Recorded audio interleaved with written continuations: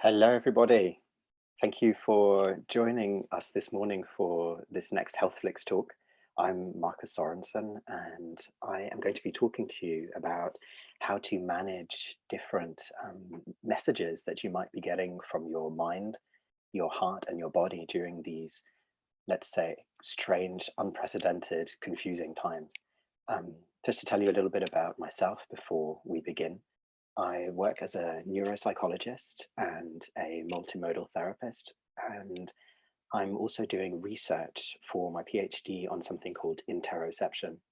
And that's the ability that we all have to certain extents to feel what is going on inside us. So this is something that's a great interest of mine to look into, feeling things inside ourselves and then finding the right way forward to handle those messages that we're getting while feeling as coherent and peaceful in ourselves as possible. So I'm going to be going through this presentation with you, staying present in challenging times. And you are really welcome to ask me questions via the Q&A at the bottom of your screen. You should see a little bar down there that says Q&A. And I'm also happy to take your questions via the chat afterwards. So if something does come up while I'm presenting to you, you're welcome to jot it down in the Q&A, and then I'll attend to it when I can. And otherwise, anything else I will answer at the end, any broader questions you might have about anything that's evoked by the talk that I've got here for you today. So once again, welcome. Thank you to the HealthFlix initiative for this opportunity to share something with you that I find a useful tool for myself in handling all of those messages that we get within ourselves and then trying to figure out what to do with. So here we go. Cognitive dissonance is the more fancy word for this experience of having different inputs and then feeling conflicted about it. So let me tell you a little bit more about that. So cognitive dissonance is something that's been known in psychology for quite some time. There was a researcher called Festinger back in 1957 who coined this term. So I'll give you the definition.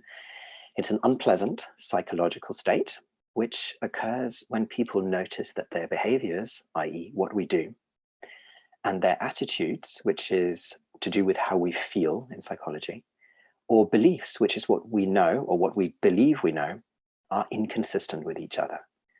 So I'm going to give you some examples to make this a little bit clearer here. So if we look at, for example, smoking, you have there a belief. Most people who do smoke are aware that smoking is harmful. So if that just got a reaction out of you, as I said, smoking is harmful, you may also have done something to do with cognitive dissonance about this fact. If you didn't like to hear that, or it doesn't land well in your system.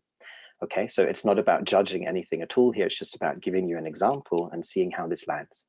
So knowing smoking is harmful is a belief that many people have, and some people still smoke, which is a behavior regardless of that fact. So how to reconcile that in your being? One of the things that we're going to be looking at. So there we have a belief that's at odds with a behavior. Another example, now more to do with a feeling. So you like a friend that you have, that's an attitude in psychology. So your attitude is positive towards your friend, but this friend also hates your father for some reason, which is a belief or a piece of knowledge that you have. Maybe your friend is quite vocal about that, or you've heard it from somewhere else. So now you have this conflicting situation inside yourself where you do like your friend, positive feelings, but this friend, you are aware, really dislikes your father. Difficult. Okay, so there are just some basic examples that are used more generally in cognitive dissonance, but I'll also just give you another one from these times where we're, facing different restrictions on ourselves due to the coronavirus and the different interventions that governments around the world are doing in that regard. So, for example, knowing that coronavirus is something that spreads through interpersonal proximity. Being close to other people is a way that you might spread it to somebody, or that you might catch it from somebody. You might have an attitude of fear or anxiety towards that because you don't want to get ill, or you don't want to be responsible for another person who may be less healthy than you, for example, getting ill from coronavirus.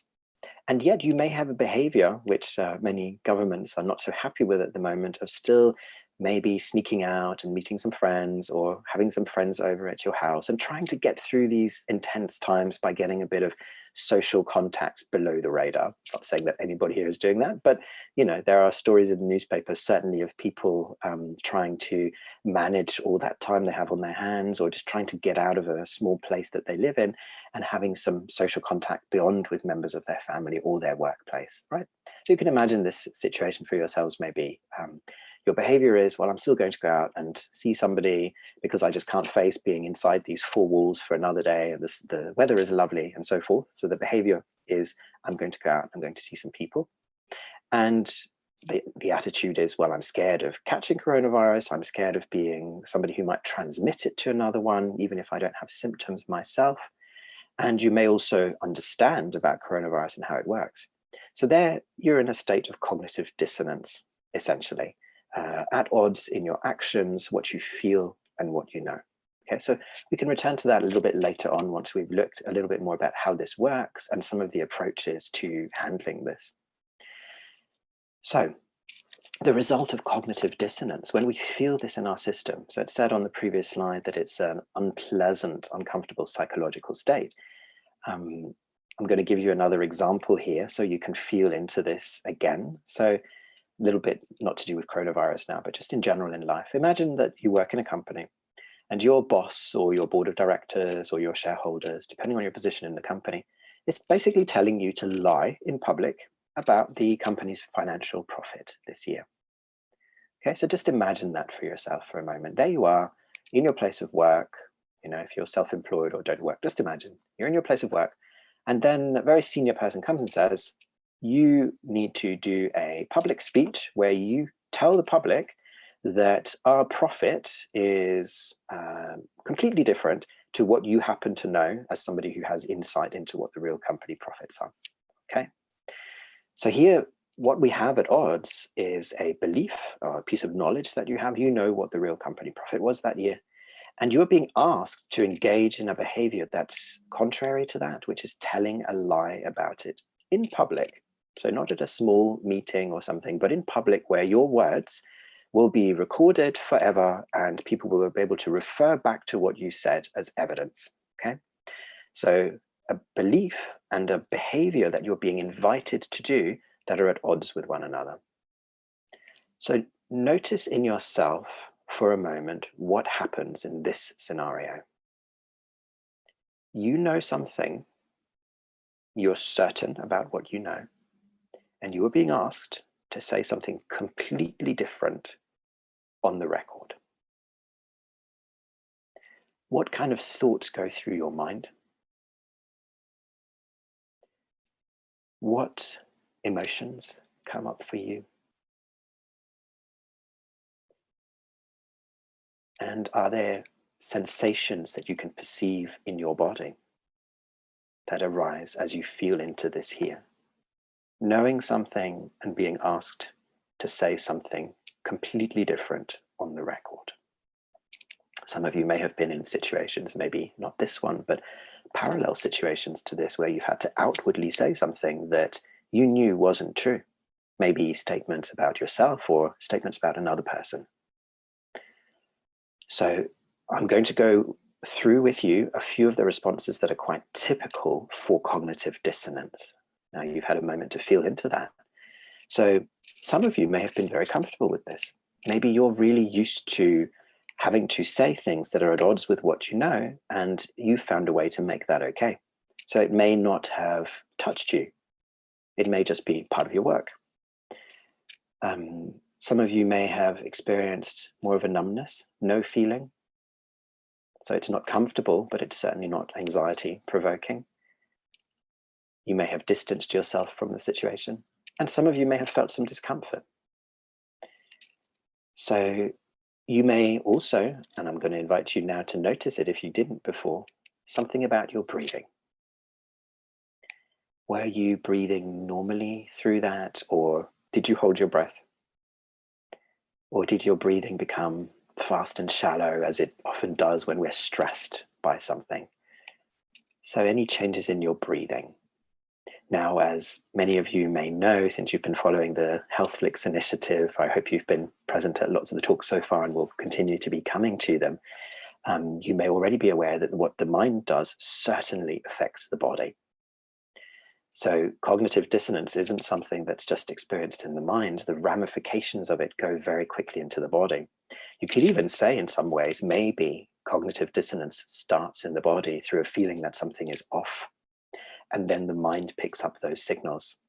This is part of the interoception debate. How is it that we feel something? Is it that the mind is connecting to something that we've had in our life before and remembering and then telling us how to feel about it?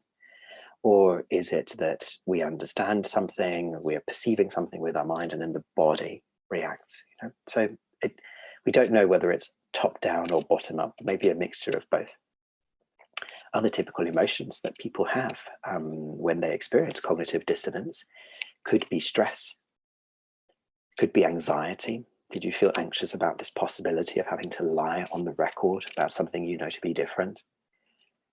Maybe regret or shame that you're forced to do this, something that you don't want to do. Maybe embarrassment and standing up and saying this on the record, or embarrassment maybe that you know something that obviously somebody more superior to you in your company doesn't think you know. Or maybe feelings of negative self-worth, that you're going to have to do something, maybe once again as part of the story of your life, that you don't really believe in, but you're having to sell yourself out. Maybe there's no other choice for you. You have to do what you're told. So all of those are typical experiences that people have with cognitive dissonance. And as you can see, it's not particularly pleasant. Unless you're one of these people who's already learned to be quite numb about it and just ignore that it's happening, or maybe even comfortable. Maybe there's a thrill in this for you if you're of a personality that likes to live more on the edge of things. So I want to talk to you a little bit about why cognitive dissonance happens, why it arises. And essentially, every person has an inner need, you could say, to keep their beliefs, their attitude, their feelings about things, and their behaviors consistent. Why is that? Why is it that we like to feel and think and behave in an aligned way? It might be that sounds obvious to you. Of course I want to do that, but you might find by the end of this presentation that cognitive dissonance is more present in your life than you thought of before.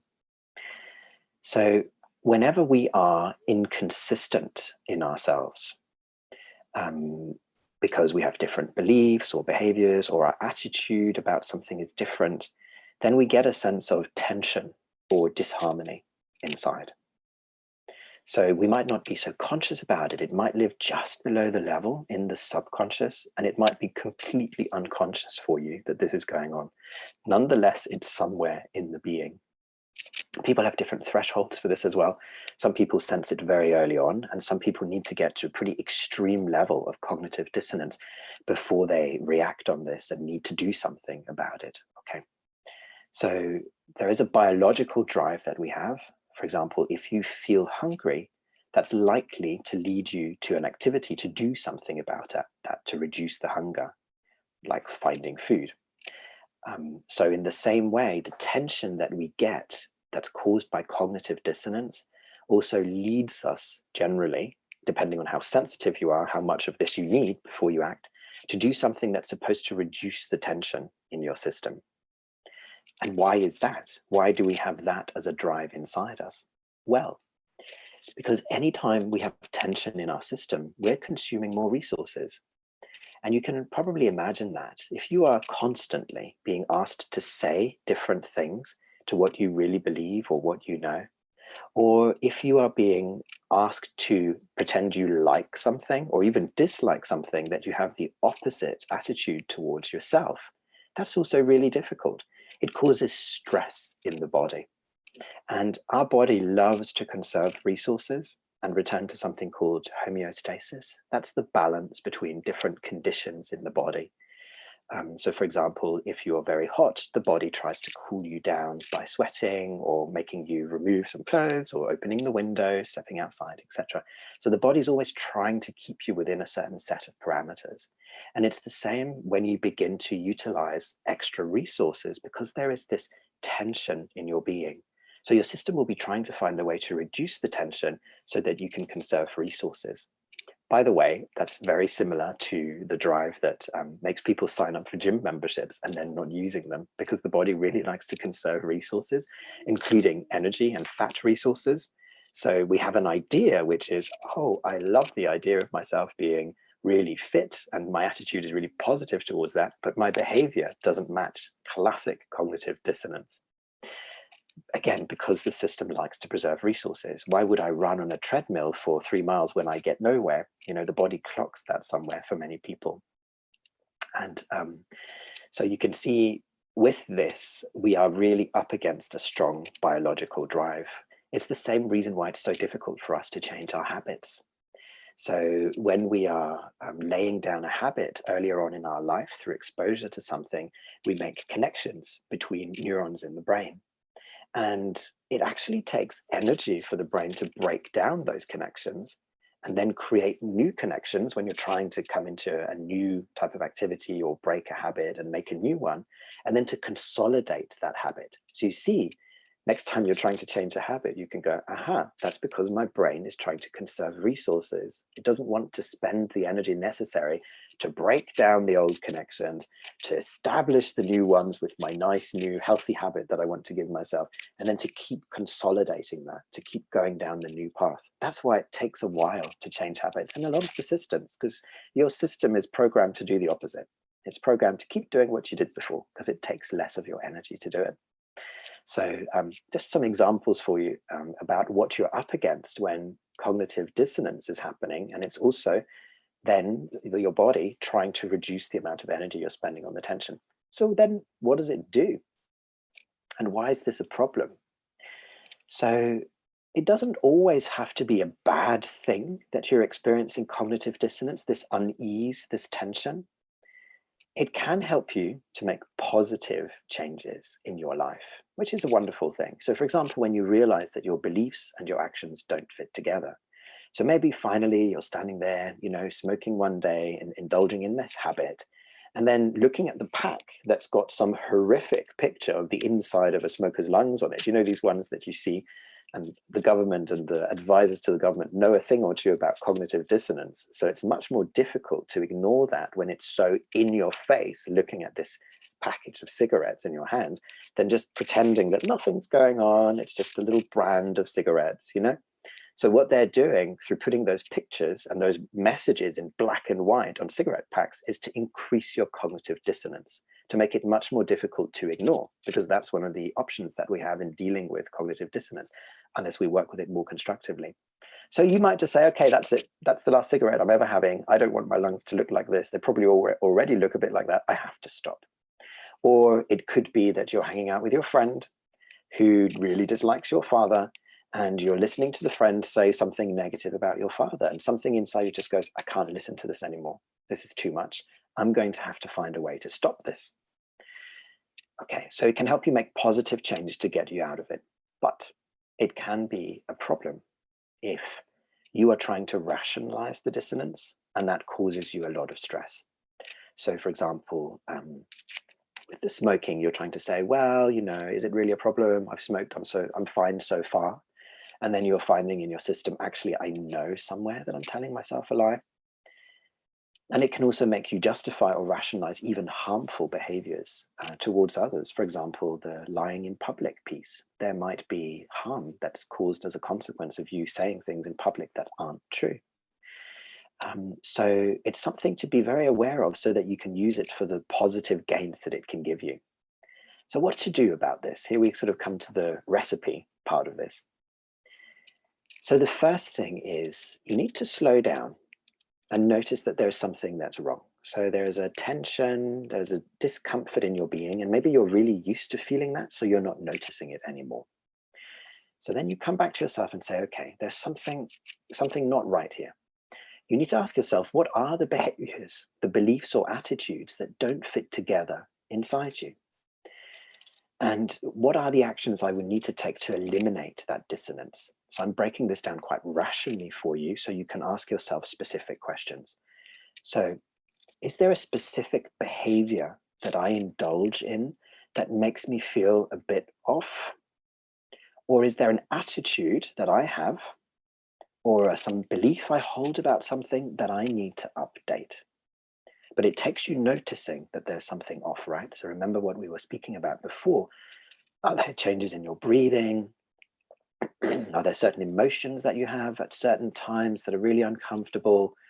Are there sensations in your body around numbness or discomfort? Okay, so you notice this.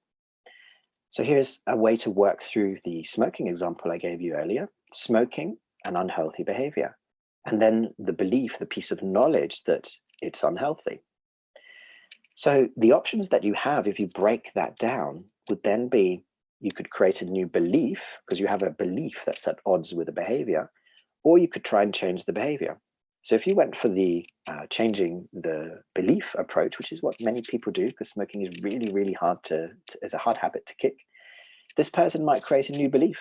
They might just say, well, there are many old people who've smoked since they were young and they're still healthy. It's not like just because you smoke, you're going to end up with a problem. Maybe that'll be the case for me. You see, so it's tweaking the belief, and people often do this to say, yeah, that's everybody else maybe, but it doesn't apply to me. Like there's a pandemic going on, and that thing about social distancing and not going out, that's for everybody else, but I'll be okay to do that. Or the person can change their behavior. So in the smoking example, of course, they could just stop smoking. Easier said than done, right? Very, very addictive habit. And again, not just because of the chemicals involved, but a habit itself, like I explained just before, is hard to change because our system doesn't like change. It costs energy. So stopping smoking, or in the example of a pandemic, maybe changing the behavior so you understand what it is that's happening, how social distancing and self-isolation and all this work, and then you act accordingly and then feel like a good citizen, an upstanding adult who's contributing to yours and other people's health. Easier said than done if you're experiencing cognitive dissonance. And then the other example I gave you at the beginning. So I like my friend, my friend is a good person, we have great times together, but he hates my father. What to do? So there we have an attitude and a piece of knowledge or a belief that are at odds with one another. So you might say, well, you know what? I'm going to think about this and then just update my belief and claim, well, it's not that my friend doesn't like my father. It's just because he doesn't know him well. So actually, it looks like he really hates him, but that's just because he hasn't got to know him. So he doesn't really hate him. See, so there's some little mental gymnastics going on there to make it a more palatable scenario. So next time the friend is saying, oh, your father, he's so awful, whatever it is, then inside you go, I can disregard that because what does he actually know about my father? Nothing. Or you have to change the attitude. So this is the emotional aspect of it. You could stop liking your friend.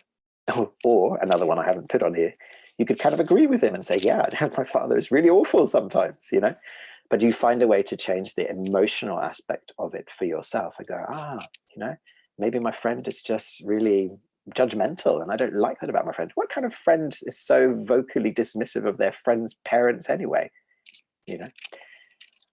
Or, maybe he has a point. My father does do really unpalatable things and maybe I dislike those same aspects too. You get the idea. So you find a way to identify what are the behaviors, beliefs, or attitudes that just don't gel, and then you take action to update some of them. And here you'll probably think, well, some of these ideas you're giving us here, there are a little bit of just beating around the bush and trying to find a different way to think about something. But sometimes that's all it takes. In psychology, it's called reframe an idea so that it's more accessible for you. Maybe it is genuinely a belief that you have that does need updating. I've given you examples here that are quite strong, where there is a belief that's being held that's really difficult. But it could be that you have an outdated belief in your life. And as a therapist, I see this very often with my clients.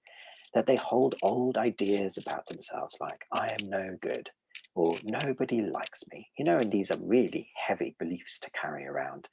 And, then they observe that people have behaviors towards them that don't necessarily match that. So maybe it's time to say, well, at least some people like me, at least some people are asking me how I am or checking in on me during these difficult times, whatever it may be. So you might be able to use the cognitive dissonance for something positive, update your old beliefs, although it takes some doing because, like I said, the mind doesn't like change. That's why we carry these things around with us for decades until we challenge them. So let's zoom it out now into the bigger picture, how you can work with this in a broader way. So I'm going to come back to the example about being asked to lie in public about the company's profits, okay? So here we have this behavior and knowledge that are at odds with one another. So obviously the person might say, I'm just going to not lie. That's it. I refuse. Hello, boss. Yes, you're telling me to say this stuff, but I'm not going to do it. And if you do ask me to speak in public, I'm going to tell the truth. That's what whistleblowing is. Somebody who got hold of some information and said, you know what, I cannot keep that under wraps. I feel a duty. My moral conscience is not going to allow me to not share this. I know the damage that it could cause for it to be secret, so I'm going to share it. Or you might just claim you believe in the lie. So maybe your idea about the company profits was completely wrong. Maybe the boss has access to information that was hidden from you. So it's not really about necessarily resolving every single dissonance that you have, because sometimes it's a bit of an impossible situation. What if your job depends on you lying in public? What if you work in PR? Not to be judgmental about PR, but sometimes one has to say things in perhaps a slightly spun way to make it more palatable. So what I would offer to you is when you identify a cognitive dissonance in your life, and it's not something you can just work through by, I'll just change something in myself, or it's not something I can easily update in terms of my belief system, just consider that just being aware of your thoughts and your actions and how they fit together can allow you to develop a greater understanding about what's important to you, even if you can't eliminate the dissonance. So for example, with coronavirus, you might be experiencing, being mostly stuck in your homes unless you go to work that's essential at the moment.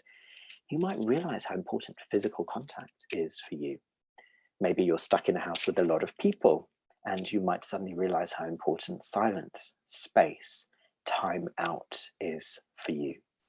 And maybe right now you can't do much to eliminate the cognitive dissonance, keeping a smile on your face to make sure everybody feels okay at home under these extraordinary circumstances, but inside feeling like, I just can't handle this. I don't want to see all of you.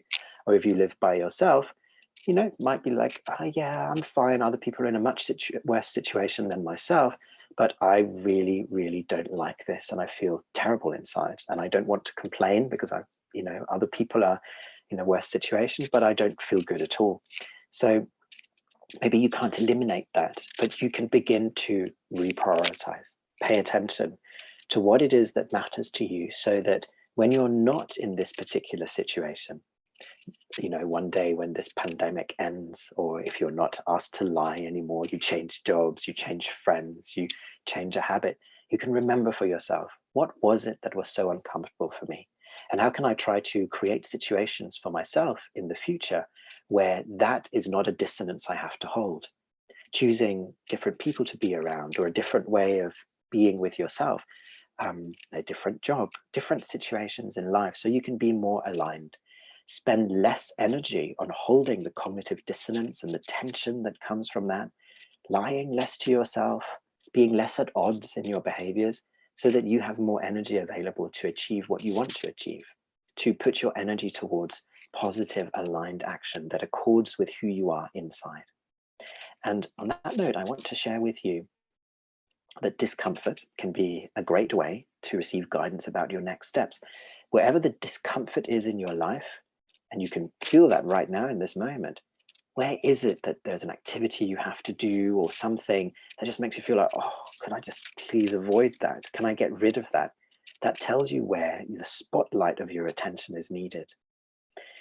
So Then we get into the really big questions now about who are you as a person? Why is it that some people can be comfortable with something like lying in public or continuing to do something that maybe they know isn't quite right in terms of other people, not observing social distancing, for example? It depends a bit on your morality. So morality is something we experience inside us about how we make our choices. And the study of morality is called ethics. Okay, so I'm just going to very briefly mention to you two different ethics theories that may help you gain some insight in yourself, and then give you some resources where you can go and learn more about all of this. So one ethics theory is what's called deontology theory. Now, this is what the government obviously hopes that most of us are going to abide by in these times. So deontology, it comes from a Greek word, deos, which means, it's deos or deon? I'm sorry, I don't remember which one. But in any case, it's a Greek word that means duty or obligation. So if you follow deontology theory, that's your moral compass, you will always try and do your duty and follow the rules. So we have the little policeman here going, yep, I follow the law, I do what I'm told, and that allows my moral compass to feel like it's aligned with rightness. The most important for me, for example, in this case where you were being asked to lie in public about something, a person who follows deontology theory would say, well, actually, the most important for me is to tell the truth, even at the risk of my job.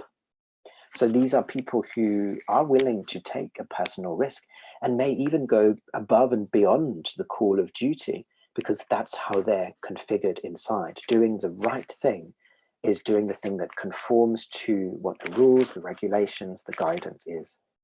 Now, the downside of that is, well, what rules and regulations are you going to follow if they're at odds with one another? Let's say, for example, that you are an Olympic sports person, right? And we all know now the Olympics in Tokyo that was supposed to be this summer have been put off till next year. So you're an Olympic sports person that knows that you need to exercise with your cycling team multiple times a week to make sure that you follow the rules that you're being given by your coach and your organization and so forth. Let's just say that they're still saying, yes, you have to continue exercising. But the government is saying, you can't be within 2 meters of another person and you're only allowed outside to exercise once a day. What do? Do you follow the government's rules, knowing that then you're letting down potentially your teammates, your governing bodies, representing the country at the Olympics for next summer? Or do you follow your maybe your coach's guidelines and say, well, I'll try and get in some practice with the team anyway, and you know the government isn't really cracking down on this, so you'll probably get away with it, you know? So how do you decide what rules to follow? That's the tricky part of this duty one, deontology, which leads us on to the second one, consequentialism. Now, you all know what this is already. I'm just going to give you the example of a firefighter. So essentially the end justifies the means. Even if the firefighter has to break down your door to save you because there's smoke coming out of your building and you can't get out, and they come and destroy some of your property in order to save you, the end justifies the means because they saved you from smoke poisoning, potential death. So of course you'll say that's completely obvious, but there was still short-term damage done in service of the longer-term picture. So this person here, when they're asked to lie in public, might say, well, it's most important that I can look after my family and I need to feed my family, so I need money. So telling a lie helps me keep my job. So I justify the telling of the lie against the bigger long-term picture, which is my family still gets fed. Maybe it leads to a promotion one day, and that serves me because then I can get to the top of the company or closer to the top and change this culture of lying that is in my company around profit telling, right? So the longer term picture for you, if you're a consequentialist, justifies the means that you take to get there. So these are also things to think about in these times when you experience cognitive dissonance, mixed messages from your mind and your heart and your body. How are you going to resolve it? Well, you need to know something about yourself on a deeper level, profoundly. Are you somebody who will put your duty above everything else and follow the law, the rules, the regulations? Or are you somebody who is willing to maybe bend things a little bit here and there in service of a bigger picture? maybe sneaking out and getting exercise twice a day because you know that for your mental health, that's the one thing that helps you get through really difficult times. You know, is that your approach? So none of these are right or wrong. They all come with downsides as well. With consequentialism theory, you have to ask yourself, well, how can you actually know what the longer term result will be? You don't have a crystal ball. So how do you know that what you're doing is a better long-term result, really? So that takes a lot of sitting with and thinking about. Now, we can't go more into that here because we're running out of time for today, but just to give you a sense of where you can go and learn a little bit more, I've put some free resources online. If you're interested, I have a YouTube channel at youtube.com/Marcus B. Sorensen. And I can actually see I've done a typo there in my own name. So it should say Marcus with an S here in the middle and then B. Sorensen. I'll put that as a link underneath the YouTube recording of this later on, so you can just click straight on that. And you will find free seminars there on different ethical personality types. And so more about what I was just speaking about to do with consequentialism and deontology, some quizzes to help you feel into which one is you. And also other seminars to do with the creation, the destruction of inner and outer worlds, including a little bit about the coronavirus, how things are constantly renewing in the cosmos and within ourselves. And also some neuroscience seminars. These are much longer. They're 2.5 hours each. They're also free. They're to do with the body-mind connection, spirituality and neuroscience, creativity and neuroscience, and even gender identity and neuroscience. So something to keep you occupied for those of you who are choosing to be a deontologists at the moment, or maybe even consequentialists, and understanding the longer term picture is better served by us taking care all of one another and ourselves during these times and keeping it close at home. So on that note, thank you so much for coming. I hope this was useful for you, and I'm really happy to take any questions you have in the Q&A or hear any comments that you have via the chat. So we have another 10 minutes or so for anything that you would like to know about this.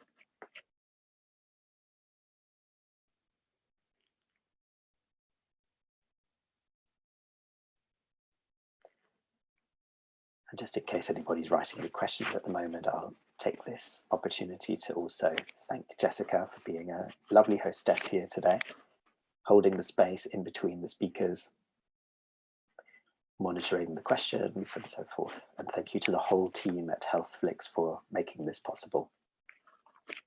All the different institutes that have come together, the Minded Institute and others who are working really hard behind the scenes to provide you with this vast range of speakers.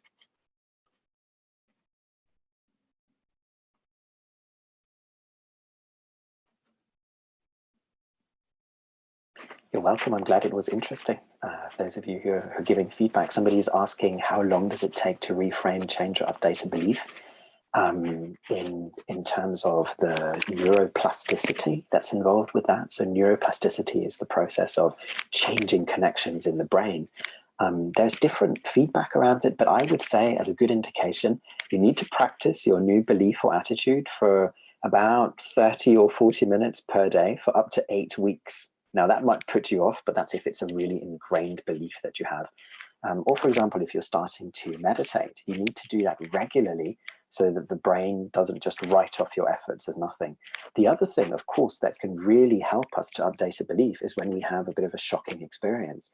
So you can probably think for yourselves the sorts of occasions where people very rapidly update their beliefs. For example, if they have a health diagnosis, they're diagnosed maybe with lung cancer, and goodness me, I need to stop smoking right away. Or somebody has a heart attack, and that makes them change their beliefs very quickly because the emotional impact is so strong that the dissonance is no longer tenable. Like I was saying, the government puts these pictures and warnings on cigarette boxes to kind of increase the cognitive dissonance. And if a person experiences a real fright, either in themselves or in another, that can also help them. I had some clients who were telling me, you remember some months ago, and I don't know whether this is still happening now, I haven't really followed the news on this, but you know how the Amazon was on fire? There was these huge wildfires raging through the Amazon forests. I had several clients who were male for some reason, who came and said, Marcus, at the moment, I just can't eat beef.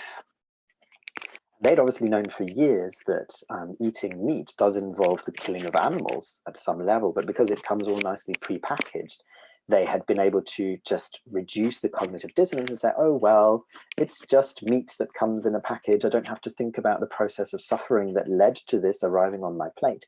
But when they saw the Amazon was on fire and then heard actually a lot of the reason for that is to do with the illegal logging to open fields up for grazing of cattle that feeds the meat industry, they couldn't hold it. There was something about that beef on their plate contributing to, the demise of the rainforest that made it untenable.